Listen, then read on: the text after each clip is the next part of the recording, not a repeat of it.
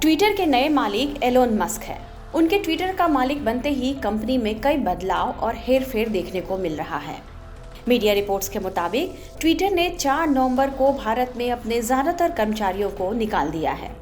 इसके लिए कंपनी ने एक मेल भेजा है। तो सवाल उठने लगे कि क्या मस्क ट्विटर की कार्यप्रणाली में सुधार और बदलाव लाने के नाम पर जो कर रहे हैं उसमें ज्यादातर भारतीयों को निशाना बनाया जा रहा है।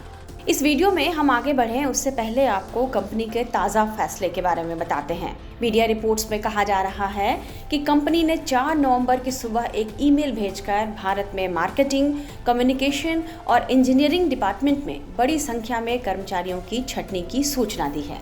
वहीं कई अन्य विभागों में फेरबदल भी किया जा रहा है। बताया जा रहा है कि इस ईमेल में कहा गया कि ट्विटर को एक बार फिर से सही रास्ते पर लाने के लिए हम अपनी ग्लोबल वर्कफोर्स को कम करने की कठिन प्रक्रिया से गुजरेंगे। हम कर्मचारियों की सुरक्षा के साथ साथ ट्विटर सिस्टम और यूजर डाटा के लिए सभी ऑफिसेज को स्थायी रूप से बंद कर देंगे। अगर आप किसी ऑफिस में हैं या ऑफिस जा रहे हैं तो कृपया घर लौट आएं। भारत में ट्विटर के 300 कर्मचारी हैं और बताया जा रहा है कि मस्क ने लगभग 250 स्टाफ को निकाल दिया है। आपको बता दें कि इससे पहले मस्क ने भारतीय मूल के ट्विटर के सीईओ पराग अग्रवाल और कंपनी की लीगल मामलों की वरिष्ठ अधिकारी विजया गाड्डे समेत कुछ अन्य वरिष्ठ अधिकारियों को पिछले हफ्ते निकाल दिया था। अग्रवाल और गाड्डे उनकी आंखों की किरकिरी बने हुए थे। सोशल मीडिया पर यह कहा जाने लगा कि भारतीय होने के कारण ही पराग अग्रवाल मस्क के निशाने पर रहे हैं।